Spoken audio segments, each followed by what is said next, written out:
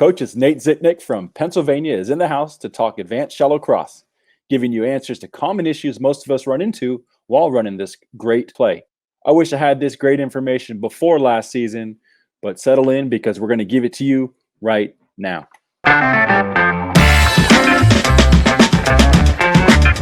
Hey, coaches, thanks for joining us. So excited to be talking drop back game. Advanced shallow is probably the best way to describe it with Nate Zitnik. Coach, how are you doing? I'm doing well, Coach. Thanks for having me. Yeah, thanks for joining us. I've been messaging with Nate for months now because I caught his shallow breakdown on YouTube, and I fell in love with it. It solved a lot of issues that I was personally having last year with shallow. I do love that play, but the way he runs it is just so great. I wanted to share with you guys now that you have a baseline of how we run shallow and how a lot of teams run shallow. To be quite honest, doesn't seem to be too many variations of it out there. But anyway, so just wanted to bring Nate in and get into kind of an advanced look at it, just to give you guys some more ammunition as you guys get ready for the season. So Coach, just real quick before we dive into X's and O's, just want to give you a second to introduce yourself, let everyone know where you are and what you coach and what do you do. Thanks, Coach. Again, really appreciate what you do. I mean, I think what you're doing for the game is really pushing it forward, especially with us spread air raid guys. I actually I teach in the same town that I went to. I teach at my alma mater. I coached there for about 12 seasons. We were a wing T team, and then we had an assistant coach's son who really could he could spin it. And we had his father became the head coach and was an awesome guy. I mean, still is an awesome guy, but he let myself and a friend of mine have like the reins to the offense. And we ended up having the Gatorade Player of the Year and him as a senior. We led Pennsylvania in scoring. I think it was like 47.7 points. Most of the time, those guys only played a drive in the third quarter. So we were tough. But being from a small, very rural area, we kind of, went through, we had a talent drop. And the thing that we were missing was really developing and maintaining this offense. And that's when we really kind of had to start learning. And I ended up taking another job after not being hired. I kind of wanted to continue this, and, that's not really how they wanted to go about it, because I think where we are is very similar to where you are, Coach. Throwing the ball is still kind of like faux pas a little bit, only three things happen when you throw the ball, and, two of them are bad, like that kind of mentality. But either way, I was lucky enough to land at a school with one of my best friends. Nice. And he was open to it, and I've kind of been doing it since. So the past 3 seasons, I've been with 3 different programs, and installing the spread and the air raid, and hoping that this new job that I just got at a 4A school in Bradford, Pennsylvania, is going to be a place where I can stay for a while and really kind of work on developing. Wow, congrats! That's quite a story, and it's cool that you got to go back and coach at your alma mater at some point too. That's always kind of special. So that's I mean, it's not necessarily something that I wanted to leave. However, people don't get jobs every day, and right. I kind of was like at a crossroads. And the one thing about that is I kind of looked at it as like, I got to turn this into a positive. So I really kind of dedicated myself to learning, and that's what really spurred my interest in learning about the air raid. We kind of had the basics in it, and then but more so it was the drilling and the different concepts, the quick game, which we ran mostly drop back with the team that we had that was very good. But just kind of learning every aspect of the game and being able to adapt to your personnel, and I think that was the biggest thing. So it was a blessing in disguise. We'll just call it that. Yeah, for sure. And I'm curious because we have a lot of coaches in that transitional period, right? Like they join, for us youth football coaches, 90% of the time I'd say come back to football to coach, when their kids are getting involved. I know there are a core amazing group of guys out there that do it for the love of the game, and God bless them for that. So thank you guys if you're just doing it because you love ball. But the reality is, they come back to the game, and we kind of use what we grew up on, right? Like we've talked a little bit in the past, and you grew up in the wing tee, so did I. So I'd love to kind of hear about your journey, just briefly about, when you did start to think about, okay, we got to do something different. Wing tee is great. I love the wing tee. You love the wing tee. I have nothing bad to say about it. But, I started thinking about, okay, how do I spread the ball around to more people and more positions, more importantly? Can you take me through that, like, transition when you're like, okay, I want to do something different. What do I do? How do I learn? I think, Coach, like, you hit the nail on the head. I never want to talk bad about, an offense, because there's guys out there that it doesn't matter what offense it is. You can find examples of guys that do it and do it really well. Sure. The thing that appeals to me about the spread and the air raid and the concepts involved is that it's really fun to practice. I think it makes the game really fun. Being able to make the game, because the game is two-dimensional, but I felt like in the wing tee, you start looking at the breakdown, like we're running the ball, and it allows teams it doesn't make teams respect the other part of the game, so, and again, that it's just it's just my opinion on it, but I just felt like that was like some of the things that really stuck out to me. But the biggest thing for me, Coach, was when, I came up through, I first volunteered at my school. And then my first job when I got hired is I was in charge. I was at the junior high level, and I started off as an assistant and then became the head coach. And then I was the head coach and offensive coordinator. Yeah. And guys hate it. And I did too at the time. I felt like very slighted. I'm like, I can't believe, I'm at this level or that level. But like, guys, if there's one thing that I can press upon you, like, that's where you have to start. You have to start, like, small, like you have to walk before you can run, all the, Totally. the things that you can go through. But that's when I really learned why I really like the spread, because I had to do the offensive line. And I'm sitting there, and, we got a double tight with a wing. And, I'm telling this kid, like, okay, this is what we're going to do, Johnny. And Johnny looks at me. He's like, well, Coach, what happens if he's here? And I just looked at him, and I'm like, I'm in the whiteboard in my mind going through, like, and I realized how is this fair?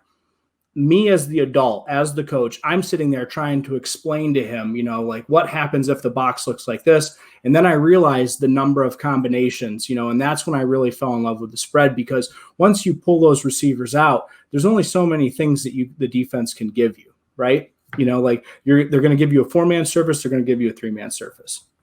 And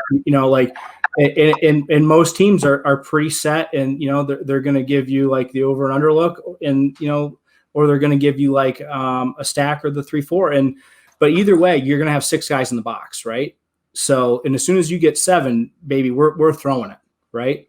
As soon as we some guys I feel like are afraid of the blitz and are afraid of teams bringing 7. But the way I wish I had my quarterback here from this year, because he hated zone and he loved seeing man press. And when there was no safety, he loved it. He was always excited to look at next week's film because he wanted to know. So that was I think the biggest thing for me. And if you want to get into it, the safety issue, the game has changed, and I think it's making the game better. But from a safety standpoint too, you're not having guys ramming heads, for 5 snaps a game as well. A lot of times we'll get the ball out before they even make contact, So I think that however way you attack it, I think there's just a lot of good about the spread and the air raid, I guess, in terms of the way you practice. I think that is just the cherry on top for sure. Yeah, that's the secret sauce. And I keep saying that to everyone. Practice. And it's the same thing with the wing tee. Those guys practice a certain way, so they get great at those specific things. And that's the same thing here. I wanted to pull out 2 things you said, because I absolutely love them and I want to emphasize them. If you are working toward the next level, you got to learn how to install the basics. You got to learn how to teach these kids these concepts. And it's not as easy as you might think. It's not like 1989 anymore, guys, where you can just yell at them and say, you run through that hole because I told you to. These kids want to know why, and don't want to talk about why. They want to talk about their feelings. And you really need to have learned those type of basics before you get to the next level. So just like Coach Nate's talking about, there's nothing negative at it at all. Youth football, to me, is even a different sport than high school football. There's things that are different. There's nuances that are different. But if you can learn the basics at the youth level, coaching it, you're going to be so much better set up when you get up to that next level.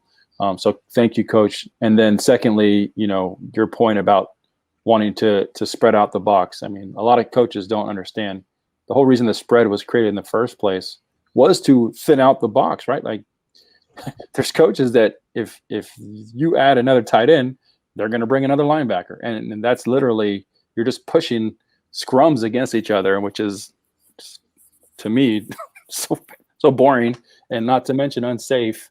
So anyway, I just love those points. So, well, I'm excited. I want to let these guys start learning from you. So I think you prepared some shallow content. Yep. So I think everybody, guys, like when you first start getting into the air raid, you have the concepts and you stay true to the concepts. And then when you start getting good at them, defenses are obviously going to make, they're going to make the effort to stop you. And, like that classic adage of, whoever has the pen last, they're going to win. And one thing that we started doing really well is, obviously running the shallow just because of the high-low read. This quarterback that I have here, this quarterback was from a couple years ago. He just really did well with the high-low. The quarterback I had this year, he actually threw the mesh a lot better. So it's really kind of interesting, what kids fall in love with. Me personally, I always kind of I think maybe it's because I understand the high-low. And I that's why I gravitate towards it. But this is why we started utilizing the jet. So I'm going to play this here, and we're going to stop a little bit. And this is us. That we're a small rural school. They graduated 43 kids this year, and the team that we're playing is a quad A school. And actually, the funny thing is this is the school where I'm now going to be coaching at. The league was kind of screwed up, and this is a matchup we caught. But this kid here, this linebacker that I have highlighted, if you can see that, he played Division II football at Slippery Rock University and was a starter as a freshman, and he's a monster. So here's our best receiver, our X coming through, and boom. Looks familiar. Yeah. So, and the thing is any of you guys that run the shallow, I guarantee you've had this, you're going to face defensive coordinators or certain players that they just love, they love to hit the crossers, right? Make contact with the crossers. Any defensive minded head coach, we're going to level these guys. We're going to make them pay for it. Now, anyone knows, again, if you understand the shallow, well, that's great, because now that's opening things up for the hunt. We call it the hunt. I don't know. A lot of you probably call it dig. I call it the hunt because I want you hunting for the quarterback's eyes, right? If you can see him, he can see you. So yeah. So we always called it the hunt. But the problem that arises with this is you see we've got pressure. Here's our sophomore tackle. He's a great kid, but he turned. Yes, never a good sign, and I'm sure that you guys can relate to that as well, right? So we, you're just asking, you hit this guy, he comes up, so this opens up. But the other thing with contact, guys, is the whole point of this high-low between the hunt and the shallow is the timing's got to match up. And this is why the concept works so well, is because it was designed so well. However, if any of you guys are Dubmatics fans, you understand the quarterback timeline, and collision will always mess with your timeline. So as soon as you get collision, the integrity of the route is compromised. So you want to hit this guy, but he's going to get sacked. We've already had this route ended, and we just don't have time to get that off, with any accuracy. You got it a little bit right now. Yeah, absolutely. So here we go again. Now this time, as soon as they read pass, you have these outside these linebackers peeling outside looking for work, right? And again, boom, he's looking to make contact. this linebacker actually does a really nice job of walling off the hunt. So again, it's kind of like one of those things, like if a team is really dedicated to stopping the shallow, you've got to have answers. Now, he does a really nice job hitting our check down. Like I said, he just really understood the route, the route concept. So we were okay there, but you can see how the problems can arise.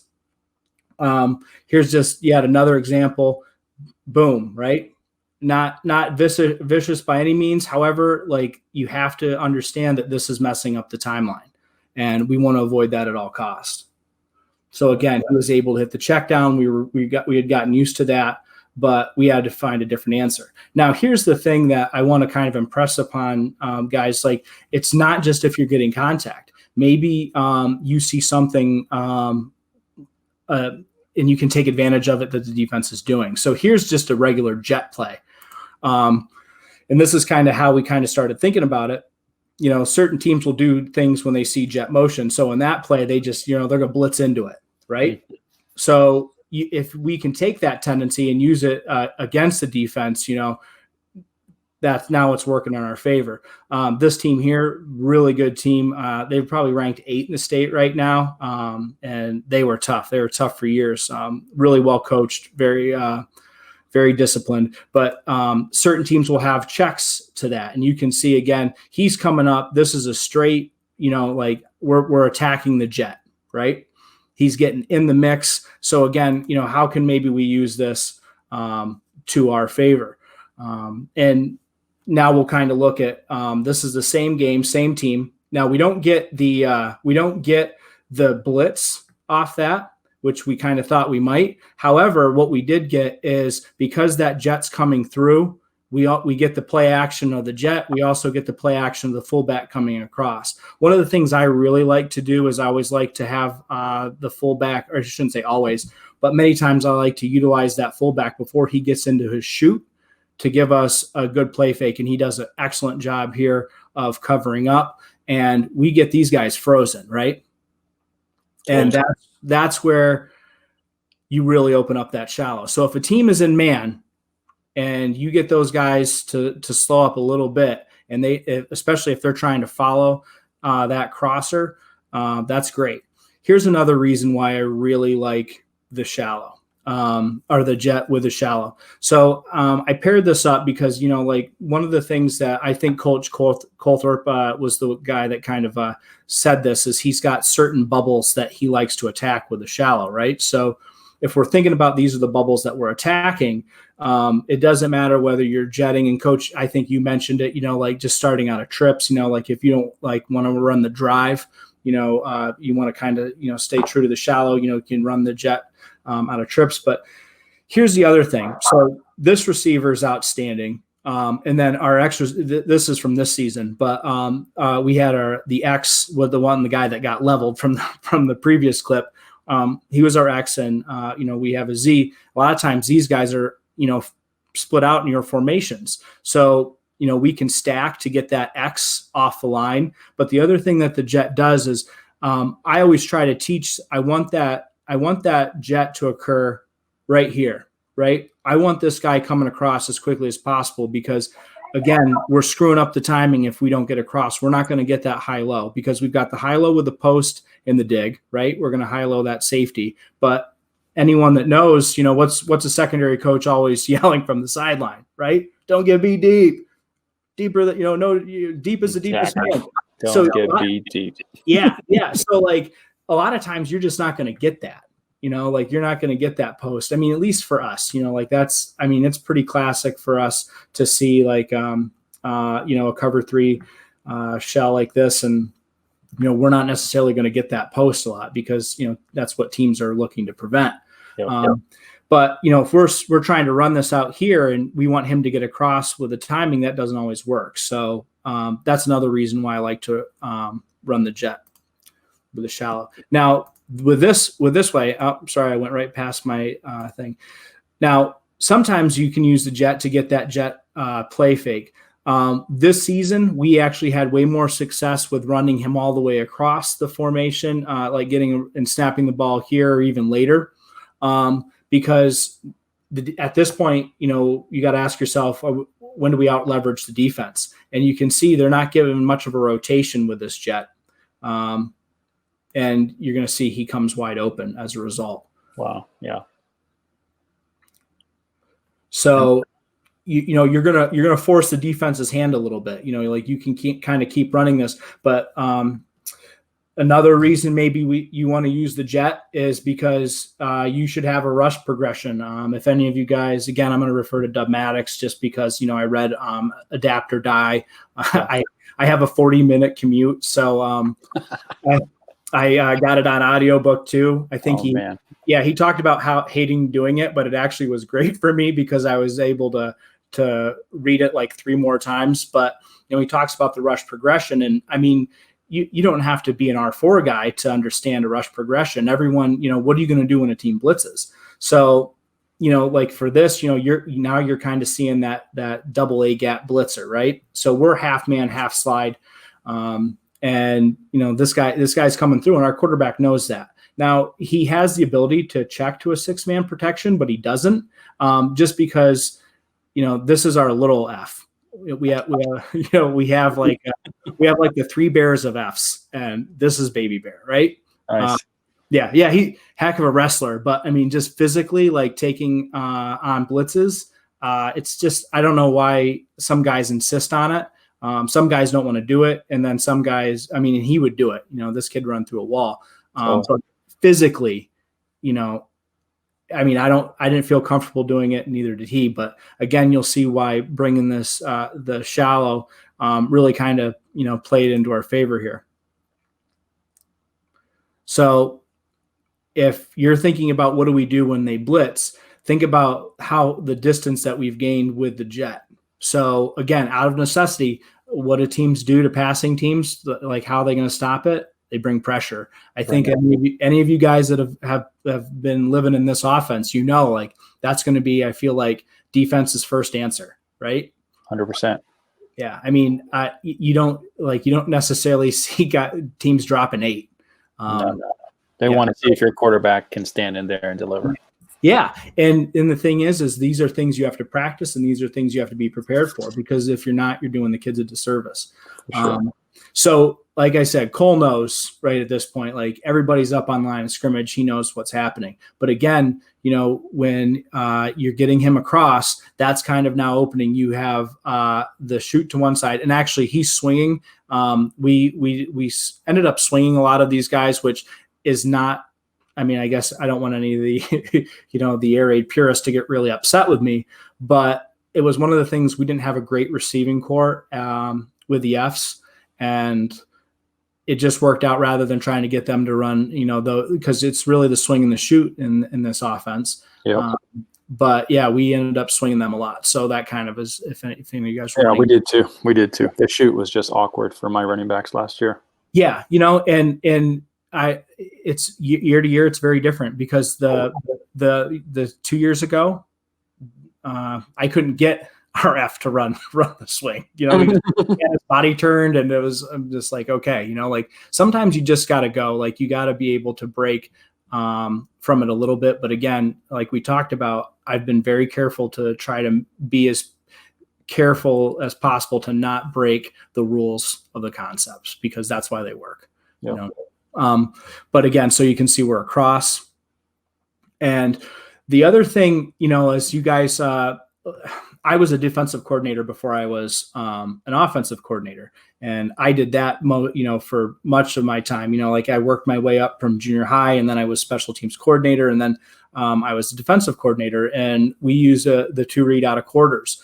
The one thing that this does is, if you guys are familiar with your 2 read, the safety and the cornerback, they're going to read the number 2 receiver. So by bringing this jet guy across, sometimes that messes with a team's count. And again, I don't want anyone. This is like one of those things where if the defensive coordinator can say, well, we have rules for that.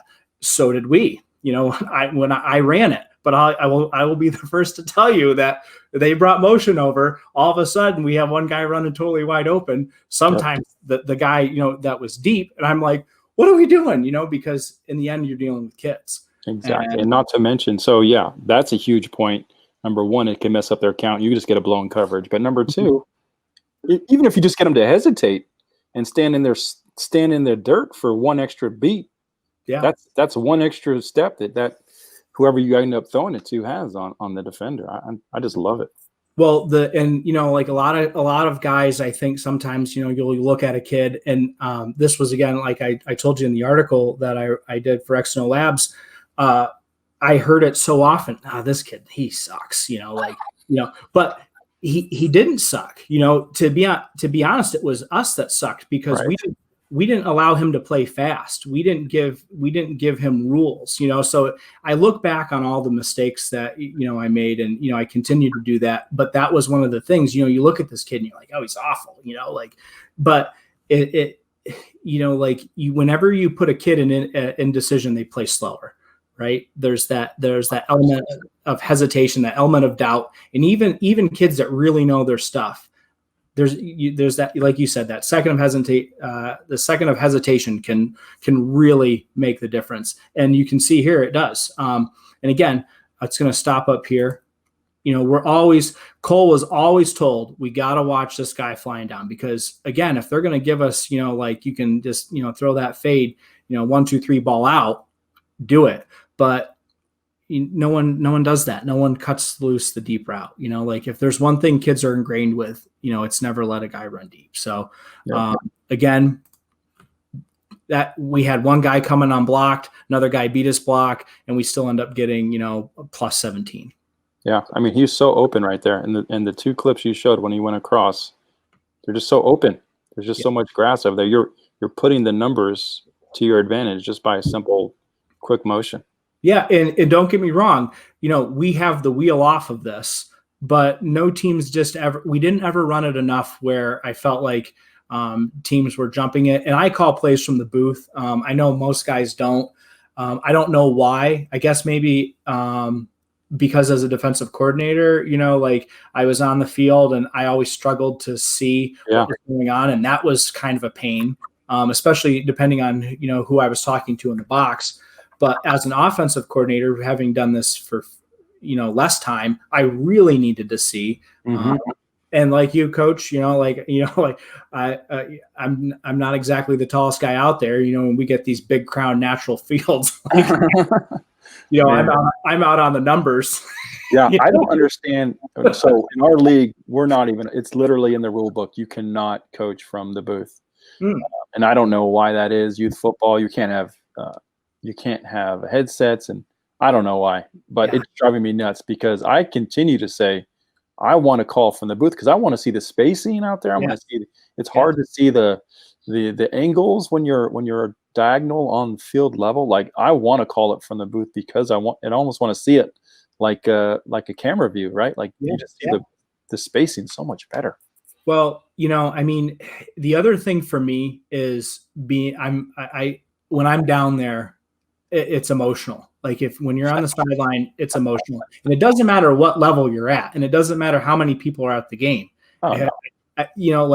You're pumped. Yes, and sometimes you allow emotions to cloud judgments that should be made based off of information, and that's another reason why I just really like being up there. So I mean, again, it's a personal preference, but like the thing of it is, whatever you do, I think you commit to it, and you figure out how to make it work, right?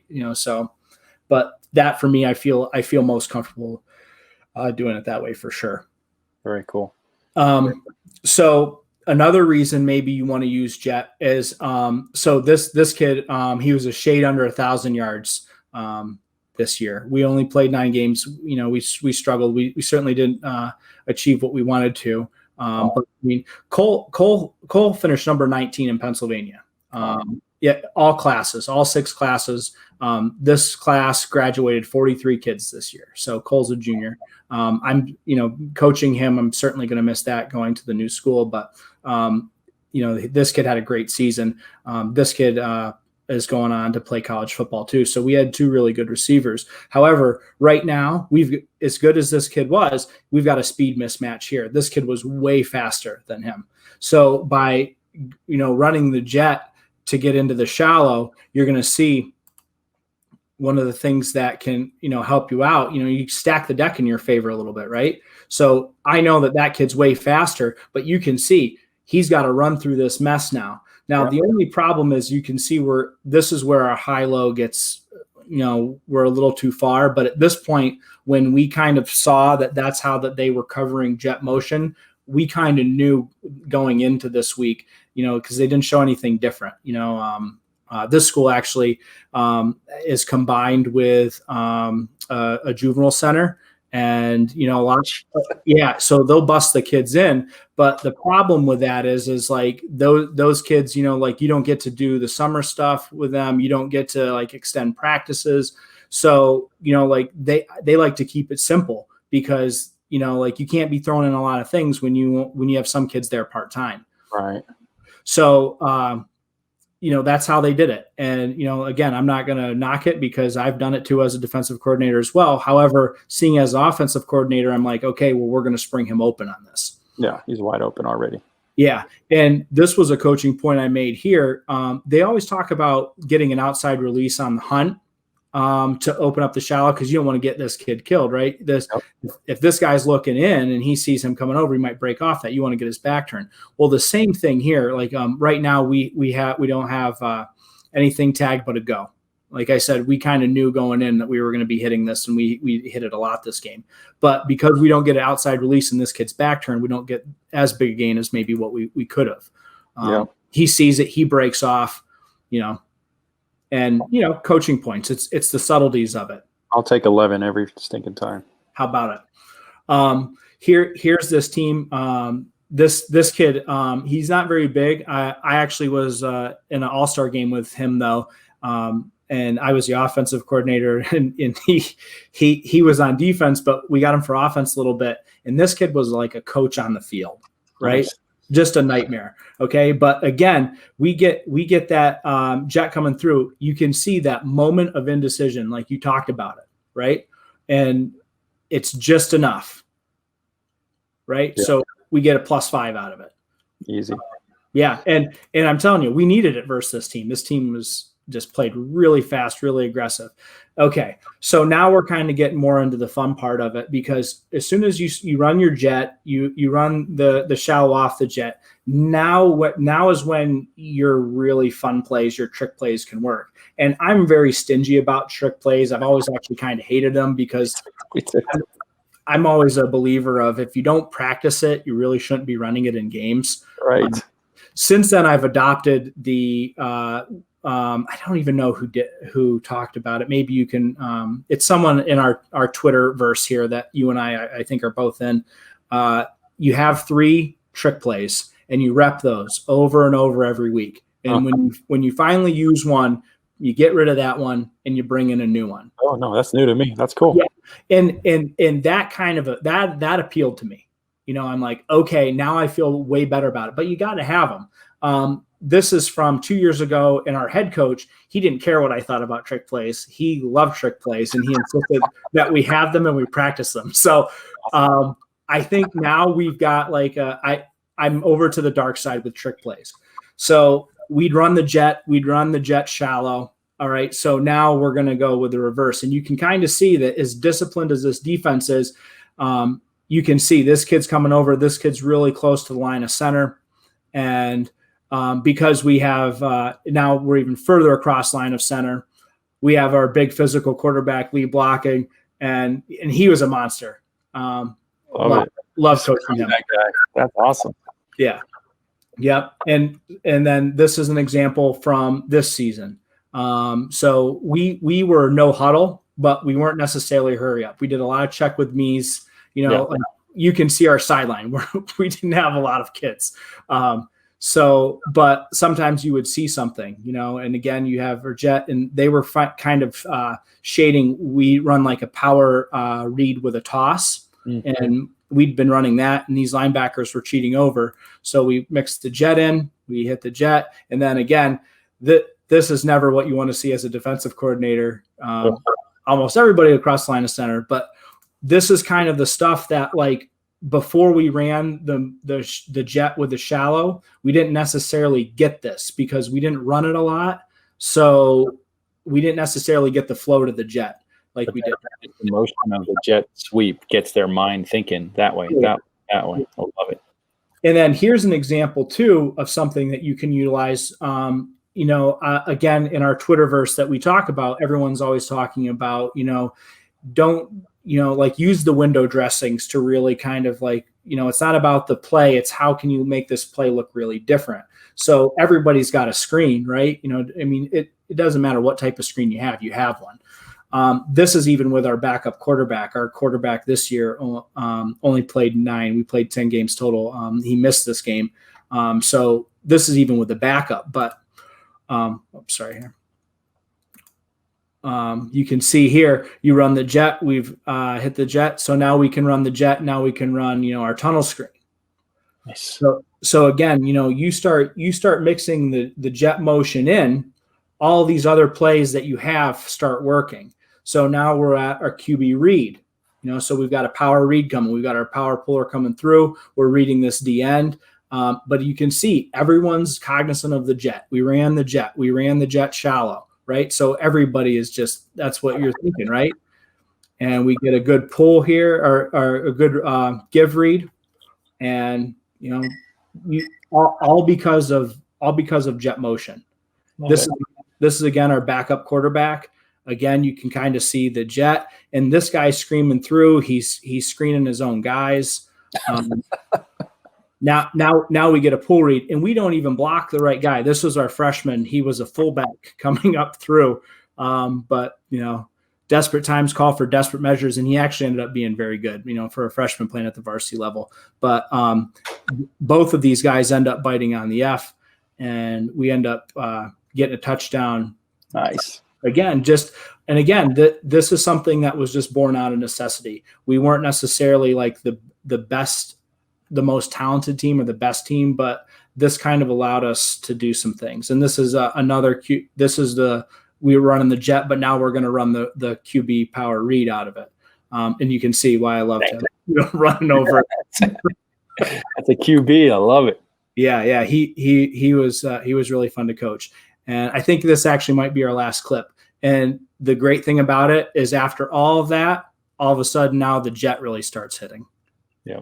So, there's just a lot of things. Oh, these are 2 coaching points that like, if you were thinking about using it. So everything goes right this play. We're seeing an odd man front here. We see a little stunt picked up beautifully. He squirts through there, but the problem is he stops, right?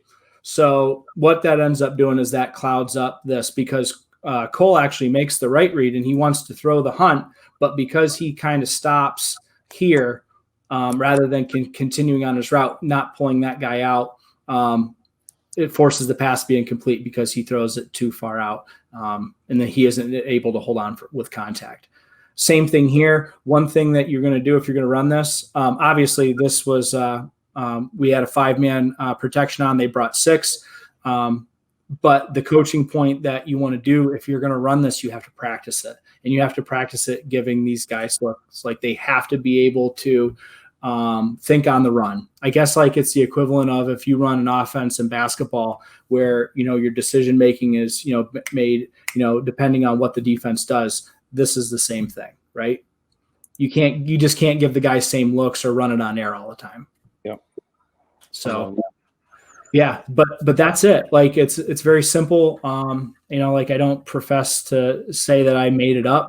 I don't, like I said, I would think that maybe there are some area purists out there that don't necessarily agree with it.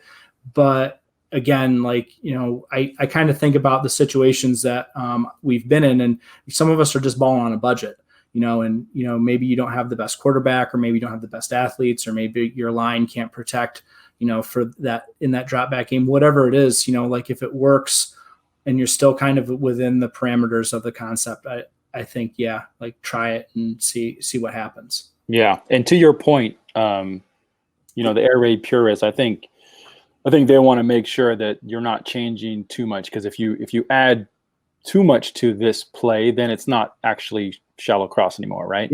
Yeah. But And what you're doing, the reads don't work. Exactly. And it's all jumbled. But what you're doing, you're not changing that. There's the quarterback is still, if you're taking this for example, he's still reading the flats grass, the dig behind, the hunt behind, and then and the back swing. Like nothing's changed.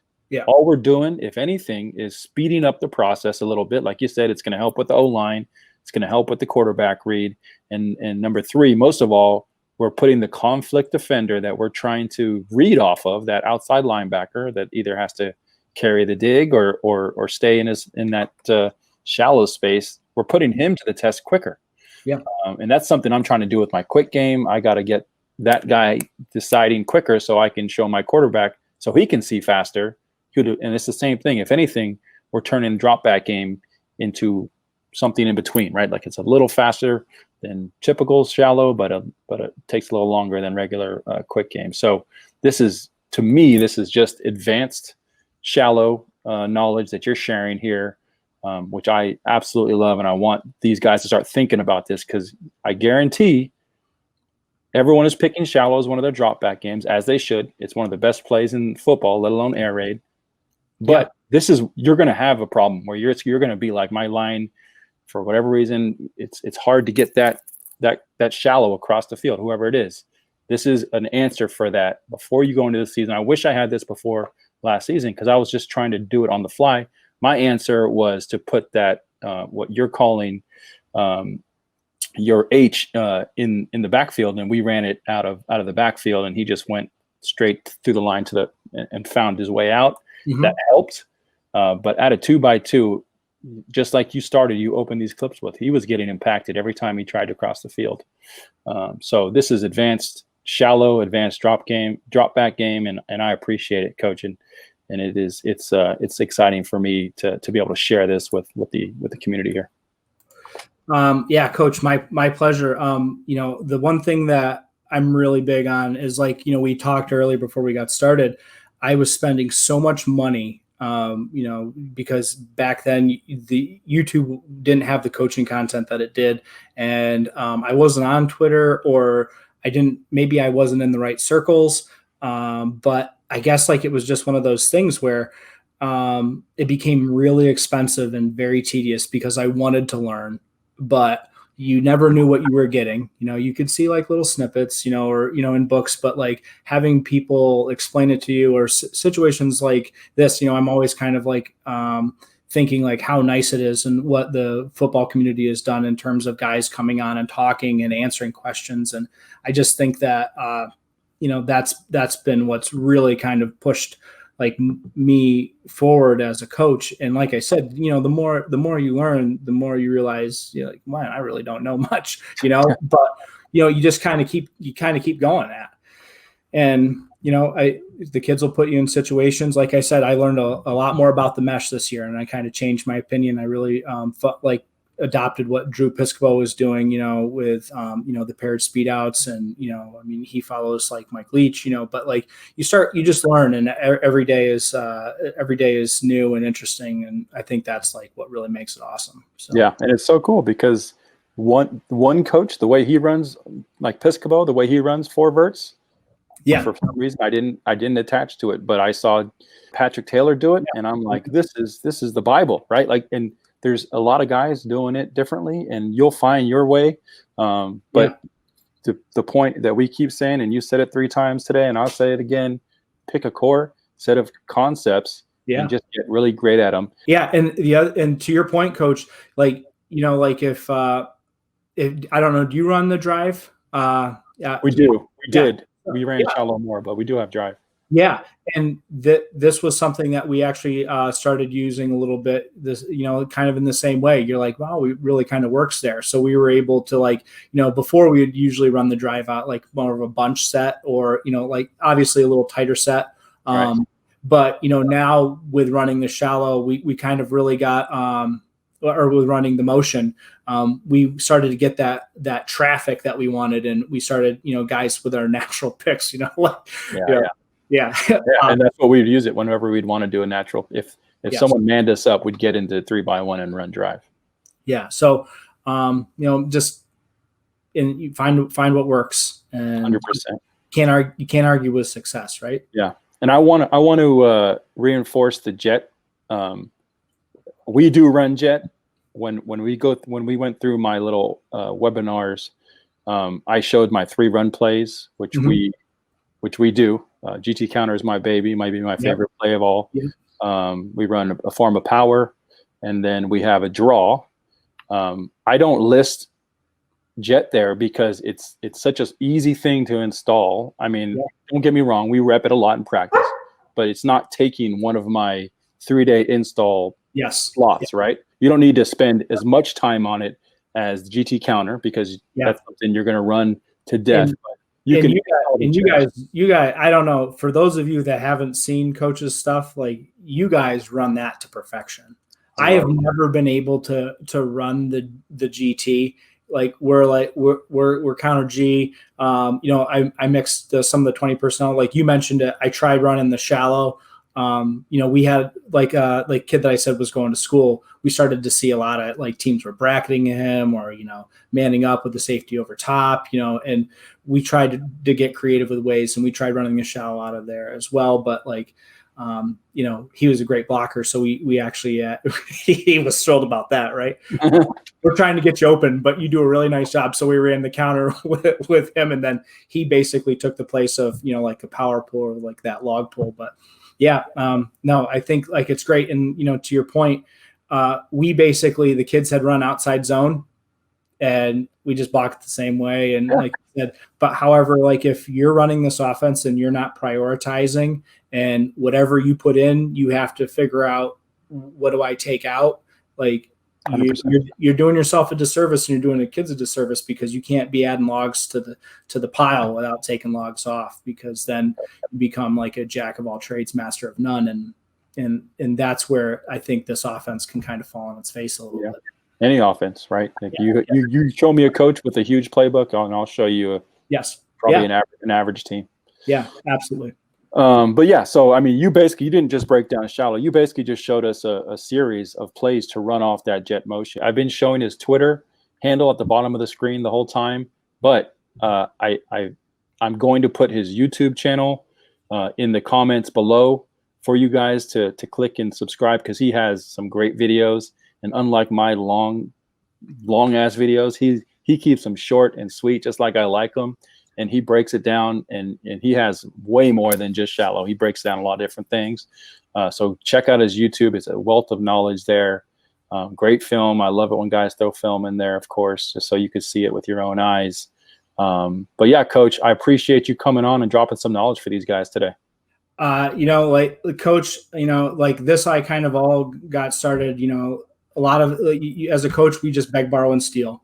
So everything that I have, is certainly like somebody else's. And I, anyone that wants to look on and take, great. And if, you don't agree with it, I'm like 100% okay with feedback. I mean, it's really comical, because even some of my videos, like I'm starting at this new school, and a lot of these videos I actually, given our situation now, we've been installing online, through Zoom conferencing, and the school has a Teams account out of Microsoft, so I just set that up. We have an offensive line, receivers, and so I put that out there for the kids, to help them learn as well. But one of the kids called me out. He's like, Coach, how you have it in this video is not how you explained it when we were Zoom. I was like, yeah, thanks, Chase. Yeah, it's the same. I've done the same thing. I created these videos for the kids to just watch, just playbooks, instead of giving them an actual playbook. Yeah, I have a 5-core play video playbook, just like sounds like what you're doing, just so they can learn on their own, right? And that's how these kids are consuming content. They're consuming on YouTube and TikTok, and I'm not going to TikTok quite yet, but they love watching quick videos. And there's no excuse if you have the time. There's no excuse. They won't have an excuse, I should say, to not come to the field prepared if you just give them a 5-10 minute video to watch and just say, hey, we're going to do all verts tomorrow. Watch this video. I'll see you on the field. One of my kids, he's like, Coach, he's like, watched your video last night. He's like, had to take a monster crap. I'm like, you can lie. Like, yeah, you don't gotta tell me that. You don't have to tell me everything. He's like, I'm glad it was able to occupy. in the Well, office. I know you've been watching Huddle on the toilet yourself, Coach. So don't act like that's out of bounds, because I've definitely done it myself. I'm actually surprised I didn't catch like a Nerf dart in the head. With 3 kids, sometimes like the toilet's the only time I can get anything done. I'm telling you, man. It's like my wife's like, "Why are you in there so long?" I'm like, "I don't know, but I'm just comfortable and no one can mess with me. I have a built-in excuse, so Yeah. whatever." All right, cool, man. Well, I appreciate it again. I absolutely personally am 100% adopting 2x2 motion into shallow. I was telling you before the broadcast, but I think I'm 90% sure that's how I'm going to run shallow this year. I might have him in the backfield too. I really liked how that worked last year, but there'll probably be very few times where I actually try to run a true shallow out of 2x2, because I love this. Like you said, even in high school, you're showing high school clips. Yeah. Those teams weren't really adjusting. Now Yeah. you talk about youth. Oh yeah. that guy is going to be in that shallow space right there and open the majority of the time. So I'm 100% doing this, and literally it's because I watched that video a few months ago, and I'm glad we're finally having you on, because I think this is awesome. It was my pleasure. And Coach, I'm so glad you mentioned this. I don't know if you caught it in the tags. We actually had like a different, being we were a wristband team, that's one of the downfalls of not being at a program for more than a year.